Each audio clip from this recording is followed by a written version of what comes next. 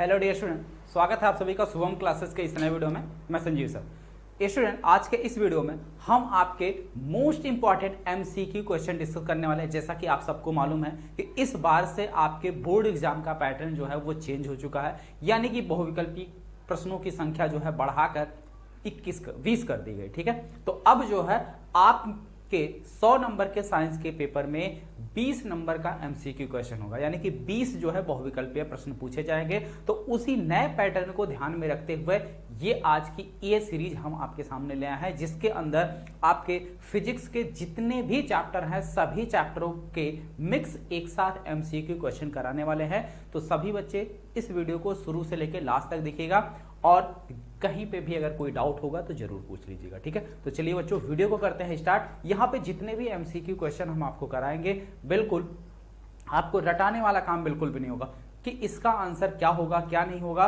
वो पूरे एक्सप्लेनेशन के साथ चीजें आपको कराई जाएंगी, जिससे आपको रटने वाली समस्या का सामना ना करना पड़े। ओके बच्चों, चलिए करते हैं वीडियो को स्टार्ट। तो जितने भी बच्चे लाइव है एक बार सभी लोग वीडियो को कर दीजिए लाइक फटाफट। ठीक है, चलिए पहला क्वेश्चन है, अवतल दर्पण के फोकस पर रखी वस्तु का प्रतिबिंब बनता है।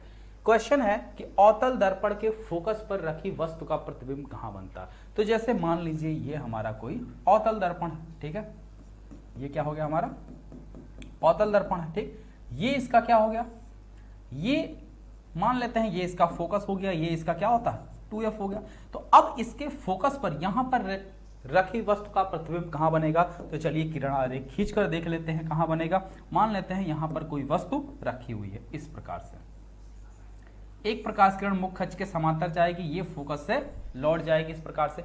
दूसरी प्रकाश किरण कहां से जाएगी, इसके दूसरी प्रकाश किरण जो है वो हमारी 2f से होकर पास करेगी, यानी कि ऐसे जाएगी, ये अपवर्तन के पश्चात इस प्रकार से वापस लौट जाएगी। दोनों प्रकाश किरणों को वापस पीछे बढ़ाने पर जहां ये दोनों मिलेंगे वहीं पर प्रतिबिंब बनेगा। तो ये दोनों प्रकाश किरणें कहां पर मिलती दिखाई दे, एक दूसरे के समांतर, और समांतर रेखाएं हम ऐसा मानते हैं कि ये कहां पर मिलती हैं, अनंत पर मिलती हैं। कहां मिलती हैं, अनंत पर मिलती हैं। तो इस तरीके से ये हमारा क्वेश्चन जो होगा क्या होगा, अनंत पर। कहां बनेगा, अनंत पर। ठीक है, चलिए आगे आते हैं दूसरे क्वेश्चन की तरफ। दूसरा क्वेश्चन है, एक गोलीय दर्पण की वक्रता त्रिज्या 30 सेंटीमीटर है, इसकी फोकस दूरी क्या होगी।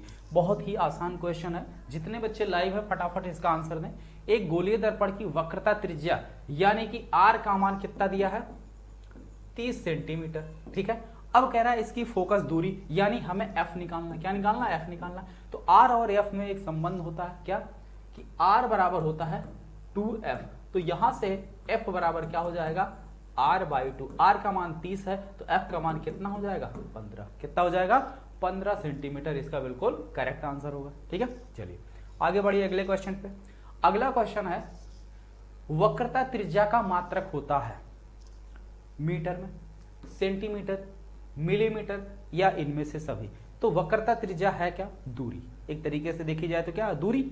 और दूरी के मात्रक ये मीटर भी हैं, सेंटीमीटर भी है और मिलीमीटर भी है। तो यानी कि आंसर क्या होगा, ये सभी, यानी ऑप्शन नंबर 4 जो है यहाँ पे हमारा बिल्कुल सही होगा। ठीक है, समझ में आ रहा है बिल्कुल क्लियरली, कोई डाउट नहीं ना। चलिए आगे बढ़ते हैं अगले प्रश्न पर। अगला प्रश्न है, उत्तल दर्पण से बनने वाले प्रतिबिंब की प्रकृति है। तो उत्तल दर्पण से जो प्रतिबिंब बनता है वो किस प्रकार का प्रतिबिंब बनता है। हमेशा उत्तल दर्पण की अगर हम बात करें तो उत्तल दर्पण में जो प्रतिबिंब बनेगा हमेशा सीधा बनेगा। कैसा बनेगा, सीधा। तो अब ऑप्शन में देखो सीधा कहीं लिखा है, केवल 2 ऑप्शन में सीधा है, पहले और दूसरे। तो यानी कि तीसरा और चौथा कैंसिल हो गया। अब बचा इसमें, तो उत्तल दर्पण में सदैव प्रतिबिंब दर्पण के पीछे बनता है, और दर्पण के पीछे जब बनेगा तो आभासी बनेगा। कैसा बनेगा, आभासी बनेगा। ठीक है, तो है कहीं ऑप्शन में, बिल्कुल ऑप्शन नंबर बी जो है बिल्कुल यहां सही। ठीक, चलिए नेक्स्ट प्रश्न, अगला क्वेश्चन देखते हैं हम लोग। उत्तल लेंस द्वारा किसी वस्तु का वास्तविक, ठीक है, उत्तल लेंस द्वारा, अब यहां दर्पण की बात नहीं हो रही, लेंस की बात हो रही है, ध्यान से समझिएगा। उत्तल लेंस द्वारा किसी वस्तु का वास्तविक उल्टा एवं बड़ा प्रतिबिंब बनाने के लिए वस्तु को रखना चाहिए। तो किसी भी उत्तल लेंस के द्वारा अगर हमें किसी वस्तु का प्रतिबिंब बड़ा बनाना है, क्या करना है, प्रतिबिंब जो है वस्तु से बड़ा बनाना है, तो उसके लिए हमें प्रतिबिंब को कहां रखना होगा, वक्रता केंद्र और फोकस के बीच। वक्रता केंद्र का मतलब होता है 2f, कहीं है ऑप्शन में 2f और f के बीच, बिल्कुल ऑप्शन नंबर सी यहाँ पे बिल्कुल सही है, ऑप्शन नंबर सी यहाँ पे बिल्कुल करेक्ट है। ठीक, चलिए नेक्स्ट अगला क्वेश्चन हम लोग देखते हैं। एक गोलीय दर्पण की फोकस दूरी और वक्रता त्रिज्या में संबंध। अभी अभी इस क्वेश्चन का जिक्र किया गया है, इस टाइप पर एक क्वेश्चन, यानी कि वक्रता त्रिज्या 30 सेंटीमीटर है तो फोकस दूरी आपसे पूछी गई है, तो आई होप इसका आंसर आप बिल्कुल सही देंगे। ठीक है, जल्दी बताइए इसका आंसर क्या आएगा। अभी इस टाइप का प्रश्न हमने आपके सामने डिस्कस किया, जल्दी बताएं इस क्वेश्चन का आंसर क्या होगा। चलिए बहुत बढ़िया, इस क्वेश्चन का आंसर क्या होगा, v, यानी कि r बराबर क्या होगा 2f, यानी कि जो वक्रता त्रिज्या होती है वो फोकस दूरी की क्या होती है, दोगुनी होती है। वक्रता त्रिज्या जो है फोकस दूरी की दोगुनी होती है। ठीक, चलिए नेक्स्ट आगे बढ़ते हैं अगले प्रश्न की तरफ। अगला कह रहा y के सापेक्ष माध्यम का अपवर्तनांक किसमें अधिक है। अगर हम y के सापेक्ष जल ले लें तब अपवर्तनांक ज्यादा होगा, या y के सापेक्ष हीरा ले लें तब अपवर्तनांक ज्यादा होगा, या y के सापेक्ष कांच ले लें तब अपवर्तनांक ज्यादा होगा, या y के सापेक्ष तारपीन का तेल ले लें तब अपवर्तनांक ज्यादा होगा। जल्दी बताएं इनमें से अपवर्तनांक सबसे ज्यादा किसका होगा, जल, हीरा, कांच या तारपीन का तेल। तो इसमें जो सबसे ज्यादा अपवर्तनांक होगा, जो जितना ज्यादा हार्ड होगा उसका जो है अपवर्तनांक उतना ज्यादा होगा। तो इन सब में अगर देखा जाए तो सबसे कठोर धातु कौन है, हीरा। कौन है, हीरा। तो इसका अपवर्तनांक क्या होगा, सबसे ज्यादा होगा। तो इस तरीके से हमारा आंसर हो जाएगा क्या, वी, हीरा। नेक्स्ट, निम्न में से कौन सा पदार्थ लेंस बनाने के लिए प्रयुक्त नहीं किया जा सकता है। इस बात पर ध्यान दीजिएगा, अक्सर इस टाइप के क्वेश्चन गलत होते हैं। हम लोग जल्दबाजी में क्या करते हैं, पढ़ लेते हैं कि निम्न में से कौन सा पदार्थ लेंस बनाने में प्रयुक्त होता है। ठीक है, ये नहीं शब्द हमसे क्या होता है, छूट जाता है। और जब नहीं शब्द छूटता है तो अब इसमें से जल, कांच, प्लास्टिक, तो अब दर्पण की बात, लेंस की बात कर रहा है, तुरंत कांच पे या प्लास्टिक या जल पे आप लोग क्लिक कर लोगे। ठीक है, ये आपका आंसर हो जाएगा। मैक्सिमम बच्चे कांच के साथ चले जाएंगे। ठीक है, फिर भी ये आपका आंसर क्या होगा, गलत होगा। क्यों, क्योंकि क्वेश्चन कह रहा है नहीं प्रयुक्त होता। इसमें से कौन नहीं प्रयुक्त होता, जल भी प्रयोग में लाया जाता है, कांच भी लाया जाता है, प्लास्टिक भी लाया जाता है, प्लास्टिक के भी लेंस बनाए जाते हैं। ठीक है, प्लास्टिक के भी लेंस बनते हैं। प्रयोग में कौन नहीं लाया जाता, मिट्टी। तो इसका सही आंसर क्या होगा, मिट्टी। हम मिट्टी को प्रयोग में नहीं लाते हैं लेंस बनाने के लिए। ठीक है, आई बात समझ में। तो इसका करेक्ट आंसर क्या हो जाएगा, ये वाला होगा, मिट्टी। ठीक है, यानी ये सब नहीं, ये सब तो बनाने में प्रयोग किए जाने वाले हैं। ठीक बच्चों, चलिए आगे बढ़ते हैं नेक्स्ट क्वेश्चन में। शिवम, प्रमोशन स्लाइड इसमें कहां,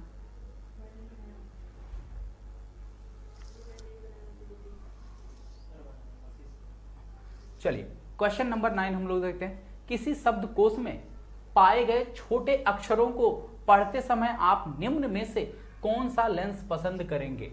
निम्न में से कौन सा लेंस पसंद करेंगे। कह रहा है कि डिक्शनरी की अगर हम बात करें, डिक्शनरी में क्या होता है कि छोटी सी डिक्शनरी होती है, इसमें बहुत सारे वर्ड लिखे होते हैं और छोटे छोटे।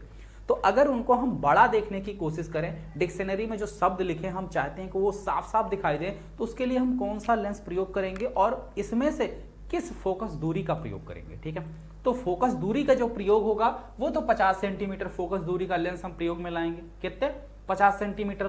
ठीक, अब 50 सेंटीमीटर की अगर हम बात करें तो केवल 2 में दिया है, यानी सी और डी तो कैंसिल हो गए, बचा हमारे पास ए और बी। अब इन दोनों की अगर हम बात करें तो इनमें से पढ़ने के लिए हम कौन सा लेंस यूज करेंगे, अवतल लेंस। कौन सा लेंस, अवतल, यानी कि ऑप्शन नंबर बी जो है वो बिल्कुल सही होगा। ठीक है, चलिए आगे बढ़ते हैं अगले प्रश्न पर। अगला है, किसी वस्तु तथा उसके प्रतिबिंब की लेंस से प्रकाशित केंद्र, किसी वस्तु तथा उसके प्रतिबिंब की लेंस के प्रकाशित केंद्र से दूरी। ठीक है, जैसे मान लो कोई वस्तु दे रखा है, ये मान लेते हैं हमारा कोई लेंस है। ठीक है, ठीक, ये इसका प्रकाशिक केंद्र O होता है। अब यहां से वस्तु की जो दूरी है ये U, मान लेते हैं इतनी दूरी पर कोई वस्तु है। ठीक, दूरी क्रमशः 10 और 30 सेंटीमीटर किसी वस्तु और प्रतिबिंब। तो वस्तु की जो दूरी है वो क्या है, 10 सेंटीमीटर है, और जो प्रतिबिंब की दूरी है वो क्या है, 30 सेंटीमीटर है। मान लेते हैं यहां कहीं पर प्रतिबिंब जो है इस प्रकार से यहां कहीं प्रतिबिंब बन रहा है, इससे इसकी दूरी कितनी है, कहां कट किया, चलिए यहां पर प्रतिबिंब बन रहा है, तो ये जो v होगा ये v, यानी ये यहां से लेकर यहां तक कितना है 30, कितना है 30 सेंटीमीटर। ठीक, अब कह रहा है वस्तु के प्रतिबिंब तथा वस्तु की लंबाई का अनुपात होगा, तो लंबाई का जो अनुपात होगा यानी कि आवर्धन आपसे पूछ रहा था, आवर्धन m बराबर क्या होता है वस्तु की लंबाई, ठीक है, वस्तु की दूरी यानी कि माइनस v अपान u, तो v का मान कितना है 30, u का मान कितना 10, कैंसिल हुआ कितना आया 3, तो यानी 1 से ज्यादा आया, 1 से ज्यादा आया, तो इसमें क्या आंसर हो जाएगा 1 से अधिक, 1 से अधिक। ठीक है, आई बात समझ में? देखो आंसर 3 आ रहा, क्या आ रहा 3 आ रहा, तो क्या हो जाएगा 1 से अधिक। ठीक, आई बात समझ में? बोलो क्लियर हुआ सबका या किसी को कोई समस्या? इसमें आवर्धन पूछा, लंबाई, ठीक है, प्रतिबिंब की लंबाई और वस्तु की लंबाई का अनुपात यानी कि h डैश अनुपात है, h बराबर होता है v अपान u, v अपान u भी होता है, माइनस v अपान u भी होता है, तो इसके अनुसार सॉल्व करोगे तो क्या आ जाएगा 3 आएगा, और 3 क्या होगा 1 से ज्यादा होगा। ठीक है, चलिए आगे बढ़ते हैं अगले प्रश्न पर। अगला प्रश्न है किसी बिंब का वास्तविक तथा समान साइज का प्रतिबिंब प्राप्त करने के लिए किसी भी बिंब का मतलब होता है वस्तु, बिंब का मतलब क्या होता है वस्तु। ठीक है, तो किसी वस्तु का वास्तविक तथा समान साइज का प्रतिबिंब प्राप्त करने के लिए बिंब को उत्तल लेंस के सामने कहां रखना होगा, तो उत्तल लेंस के सामने अगर हम चाहते हैं कि उसी जितना बड़ा वस्तु है उतना बड़ा प्रतिबिंब मिले, तो इसके लिए हमें 2f पर रखना होगा, यानी कि फोकस दूरी की दोगुनी दूरी पर। कहां रखना होगा 2f पर। 2f का मतलब क्या होता है f फोकस दूरी, तो फोकस दूरी आगे 2 से गुणा, तो फोकस दूरी की दोगुनी दूरी पर, यानी ऑप्शन नंबर बी यहां पर हमारा क्या होगा बिल्कुल करेक्ट होगा। ठीक है, चलिए आगे आते हैं अगले सवाल पर। अगला सवाल है किसी दर्पण के सामने किसी वस्तु को रखने पर उसका प्रतिबिंब वास्तविक उल्टा व आकार में कुछ छोटा बनेगा, यह दर्पण कौन सा है? तो किसी दर्पण के सामने किसी वस्तु को रखने पर उसका प्रतिबिंब वास्तविक उल्टा व आकार में छोटा बनेगा। अब यही बात कर दिया किसकी? दर्पण की। किसकी बात किया?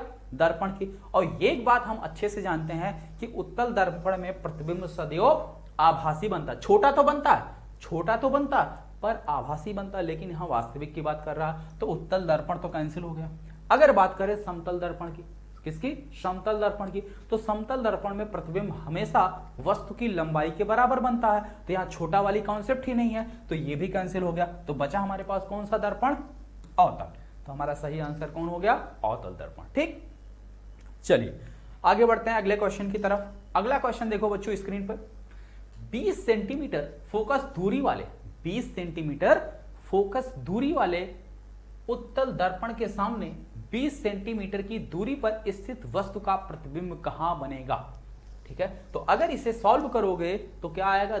चलिए क्या कह रहा है? 20 सेंटीमीटर फोकस दूरी वाले उत्तल दर्पण, तो उत्तल दर्पण की बात कर रहा है, इसकी फोकस दूरी f बराबर कितनी है?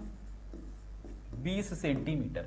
आगे कह रहा है के सामने 20 सेंटीमीटर की दूरी पर, यानी u बराबर क्या है? -20 सेंटीमीटर की दूरी पर स्थित है, तो वस्तु का प्रतिबिंब कहां बनेगा? यानी फार्मूला लगा लो, 1/f बराबर 1/v माइनस 1/u। इसकी फोकस दूरी कितनी है? इसकी फोकस दूरी कितनी है भाई? बोलिए। उत्तल दर्पण की बात कर रहा है, तो उत्तल दर्पण की जो फोकस दूरी होगी पहली वाली वो क्या नेगेटिव हो जाएगी, तो यानी क्या हो जाएगा हमारा? एक मिनट, एफ ठीक है, वस्तु को हम कहां रखेंगे? उत्तल, अरे यार दर्पण की बात कर रहा, किसकी बात कर रहा? दर्पण की बात कर रहा, ठीक है। तो दर्पण वाले में फार्मूले में यहां बीच में क्या होता? प्लस होता, फार्मूले में बीच में क्या होता? प्लस होता है, और इसकी फोकस दूरी क्या होती है?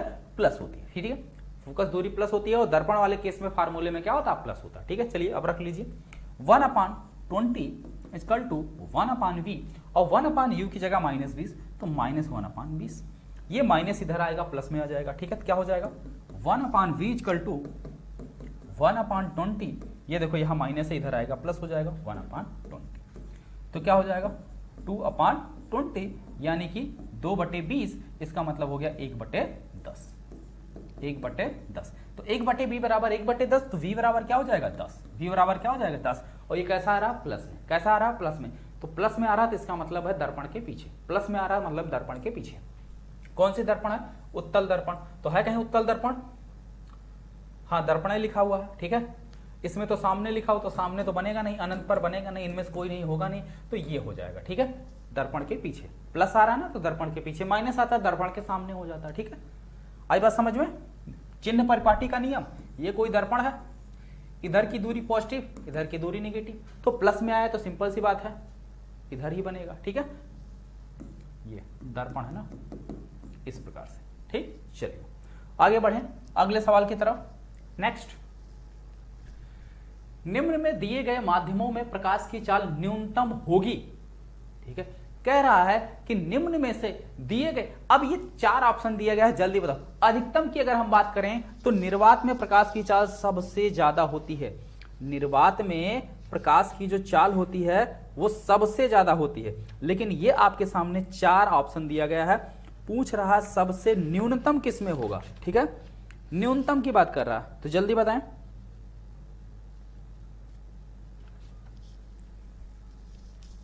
जल्दी बताएं, सिंपल सी बात है। अभी भी आपके सामने हमने एक क्वेश्चन डिस्कस किया अपवर्तनांक के बारे में, तो जिसका अपवर्तनांक ज्यादा होगा उसमें प्रकाश की चाल कम होगी, ठीक है। जिसका अपवर्तनांक ज्यादा होगा उसमें प्रकाश की चाल कम होगी, ठीक है। सेम ऑप्शन था, बस फर्क कितना था, यहां केरोसिन की जगह क्या था, तारपीन का तेल। क्या था, तारपीन का तेल। और इसमें अपवर्तनांक सबसे ज्यादा किसका था, हीरा का। किसका था, डायमंड का। तो जब डायमंड का अपवर्तनांक ज्यादा है तो सिंपल सी बात है कि इसी में प्रकाश की चाल सबसे कम होती है, क्योंकि v' बराबर होगा v/n, v/n, यानी कि हमें n से भाग करना। n क्या है, अपवर्तनांक। क्या है, अपवर्तनांक, ठीक है। चलिए आगे बढ़ते हैं अगले सवाल पर। नेक्स्ट पढ़िए क्या लिखा है, जल्दी से इस क्वेश्चन का आंसर बताइए फटाफट। कह रहा मानव नेत्र, ठीक है, मानव नेत्र की फोकस दूरी को समायोजित करके विभिन्न दूरियों, मानव नेत्र की फोकस दूरी को समायोजित करके विभिन्न दूरियों पर रखी वस्तुओं को फोकसित कर सकता है। ऐसा हो पाना किसके कारण होता है, तो हमने बताया कि वस्तु की स्थिति के अनुसार, वस्तु की स्थिति के अनुसार मानव नेत्र जो अपनी फोकस दूरी को कम या ज्यादा करता है, इस गुण को हम क्या कहते हैं, समंजन कहते हैं। क्या कहते हैं, समंजन क्षमता कहते हैं, ठीक है। तो इसका आंसर क्या हो जाएगा, ऑप्शन नंबर बी यहां पर सही हो जाएगा, ठीक। आगे आइए, स्वस्थ आंख के लिए दूर बिंदु होता है, तो एक स्वस्थ आंख के लिए जो दूर बिंदु होता है वो इनफाइनाइट होता है। क्या होता है, इनफाइनाइट होता है, यानी कि अनंत। ऑप्शन नंबर डी आपका बिल्कुल सही होगा, ठीक है। चलिए अगला क्वेश्चन, निकट दृष्टि दोष से पीड़ित, निकट दृष्टि दोष से पीड़ित व्यक्ति का दूर बिंदु, अगर स्वस्थ व्यक्ति होता तो दूर बिंदु अनंत हो जाता, लेकिन निकट दृष्टि दोष है। क्या है, निकट दृष्टि दोष है, इसका मतलब है दूर की वस्तुएं उसे साफ नहीं दिखाई देती, ठीक है। दूर की वस्तुएं उसे साफ नहीं दिखाई देती, तो सिंपल सी बात है कि इसका जो दूर बिंदु होगा वो अनंत से कुछ कम दूरी पर हो जाएगा, अनंत से कम दूरी पर, ठीक। चलिए नेक्स्ट अगला क्वेश्चन, दूरदृष्टि दोष के कारण प्रतिबिंब बनता है, तो दूरदृष्टि दोष के कारण प्रतिबिंब रेटिना के पीछे बनता है, रेटिना के पीछे बनता। अगर रेटिना के आगे बनता तो निकट दृष्टि दोष हो जाता। रेटिना से दूर तो दूरदृष्टि दोष, रेटिना से पहले तो निकट दृष्टि दोष, ठीक। ये कॉन्सेप्ट याद रहेगा। अगर प्रतिबिंब रेटिना से पहले बन रहा है तो निकट दृष्टि दोष होगा, दूर बन रहा है तो दूरदृष्टि दोष, ठीक। चलिए नेक्स्ट, प्रकाश का प्रकीर्णन सबसे कम होता है। बहुत अच्छा क्वेश्चन है बच्चों, जल्दी बताएं, प्रकाश का प्रकीर्णन सबसे कम किस रंग में होता है, जल्दी से बताएं फटाफट।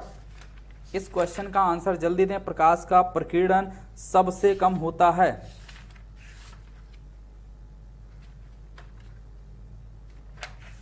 जल्दी बताएं बच्चे, प्रकाश का प्रकीर्णन सबसे कम किस में होता है भाई।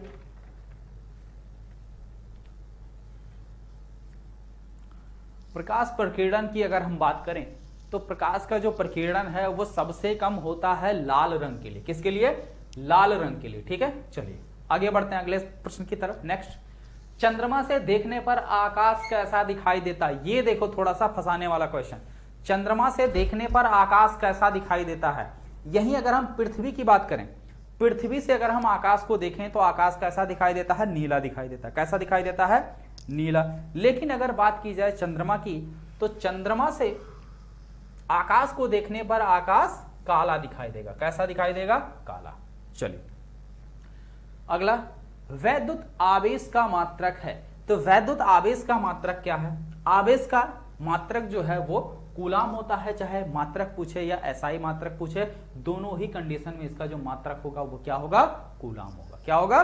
कूलाम होगा। ठीक, आई बात समझ में आता है? चलिए आगे बढ़े अगले प्रश्न की तरफ। नेक्स्ट, विद्युत धारा का एसआई मात्रक है। तो विद्युत धारा का एसआई मात्रक होता है एम्पियर। क्या होता है? एम्पियर। धारा की अगर हम बात करें, आई बराबर होता है क्यू अपॉन टी। क्यू का मात्रक हो जाएगा कूलाम और टी का मात्रक हो जाएगा सेकेंड। तो कूलाम अपॉन सेकेंड, इसी को क्या कहते हैं? एम्पियर। ठीक है, तो इसका एसआई मात्रक क्या हो जाएगा? एम्पियर। ठीक, चलिए आगे बढ़ते हैं अगले प्रश्न पर। नेक्स्ट, ताप बढ़ाने पर किसी चालक का प्रतिरोध। अगर हम किसी चालक का ताप बढ़ाते हैं तो उसका जो प्रतिरोध है वो क्या होता है? बढ़ जाएगा। है कहीं ऑप्शन में? बिल्कुल, ऑप्शन नंबर बी बिल्कुल यहां करेक्ट है। ठीक है, अगर किसी भी चालक तार का टेम्परेचर आप बढ़ाएंगे, ताप बढ़ाएंगे, तो उसका जो प्रतिरोध है वो क्या होगा? बढ़ जाएगा। ठीक, चलिए नेक्स्ट, 5 ओम प्रतिरोध तार को 5 बराबर भागों में बांटा जाता है। कितने भागों में? 5 भागों में। काटने पर प्रत्येक टुकड़े का प्रतिरोध कितना होगा? तो भाई देखिए सीधी सी बात है, अगर 5 लोग मिलकर 50 किलो हैं तो उनको पांचों को अगर हम अलग अलग कर दें तो हर एक का वेट कितना होगा? 10-10 केजी। तो उसी तरीके से 5 ओम प्रतिरोध का तार है, उसको 5 भागों में बांट दिए तो इसका प्रतिरोध भी 5 से भाग कर दो। तो 5 ओम है, इसमें 5 से भाग करोगे कितना आएगा? 1। तो आंसर क्या हो जाएगा हमारा? 1 ओम। ऑप्शन नंबर डी यहां बिल्कुल करेक्ट है। ऑप्शन नंबर डी बिल्कुल करेक्ट है। नेक्स्ट, यदि एक विद्युत बल्ब पर, यहां देखो विद्युत बल्ब खरीदे, वहां पे लिखा रहता है मैक्सिमम 220, ठीक है, और 100। इसका मतलब क्या होता है? ऐसे लिखा रहता है 220 वोल्ट 100 वाट, या 220 वोल्ट 10 वाट, 220 वोल्ट 50 वाट, 220 वोल्ट 200 वाट। ठीक है, तो ये क्या होता है? ये होता है वोल्टेज, ये होता है पावर यानी कि शक्ति। ठीक, चलिए अब इसमें देखते हैं पूछा क्या है। कह रहा तो इसमें कितनी धारा प्रवाहित होगी, तो धारा का मान पूछा, और पावर बराबर यानी कि शक्ति बराबर क्या होता है? V इंटू आई। क्या होता है? V इंटू आई। हमसे धारा पूछा तो I बराबर क्या हो जाएगा? P upon V। अब यहां पे शक्ति कितनी दे रखी है? 30 वाट। कितना दे रखा है? 30 वाट। ठीक है, यहां पे जो बल्ब का मात्रक मानक दिया हुआ है वो कितना? 12 वोल्ट और 30 वाट। ठीक है, तो P की जगह क्या रखेंगे? 30 और V की जगह 12। ठीक है, सॉल्व करोगे, पहले इसको काटो 3 से, 3 धाम 30, 3 चौक 12, और 4 से इसको काटोगे, 4 दूनी 8, 10.4 पंचे 20, 2.5 एम्पियर। 2.5 एम्पियर है कहीं ऑप्शन में? जल्दी बताओ, ऑप्शन में है कहीं? बिल्कुल, ऑप्शन नंबर बी जो है यहाँ बिल्कुल करेक्ट होगा। ठीक है, चलिए आगे बढ़े अगले सवाल पर। ठीक है, तो इसी के साथ आपका ये यहाँ पर सवाल जो है हुआ है खत्म। ठीक है, और भी चीजें हैं, चलिए वो भी हम आपको बताते हैं, ध्यान से देखिएगा। ठीक है, क्वेश्चन तो खत्म हो गए हैं पर कुछ आपके काम की बातें हैं, उसे भी हम लोग ध्यान से देखते हैं क्या है क्या नहीं है। ठीक है, क्योंकि इसे भी जानना उतना ही जरूरी है जितना आपका ये नया पैटर्न। ठीक है,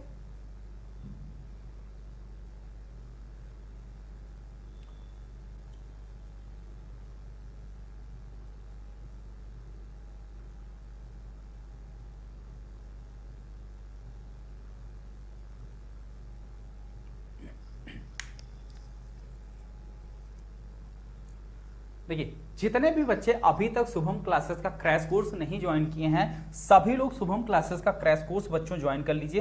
क्यों? क्योंकि शुभम क्लासेस के क्रैश कोर्स के अंदर आपको मिलेगा हर एक सब्जेक्ट का 1 शॉर्ट वीडियो, यानी कि हर एक सब्जेक्ट का जितना भी चैप्टर है, हर एक चैप्टर का कंप्लीट रिवीजन इन 1 वीडियो, यानी एक ही वीडियो में उस चैप्टर का पूरा कंप्लीट रिवीजन करवा दिया जाएगा। और उसके साथ साथ, ठीक है, chapter wise important question answer और पिछले 3 साल के पेपर 60 नोट्स और 3 मॉडल पेपर, ठीक है। और अभी जो बैच की प्राइस है वो सिर्फ और सिर्फ 799 रुपए है, लेकिन अगर आप कूपन कोड यूज कर लेंगे संजीव सर तो तुरंत आपको 100 रुपए का छूट मिल जाएगा, यानी कि 10% से भी ज्यादा का डिस्काउंट आपको मिल जाएगा। ये कूपन कोड यूज करने पर 100 रुपए का छूट आपको मिल जाएगा, ठीक है। फिर ये प्राइस आपकी हो जाएगी कितनी बच्चों,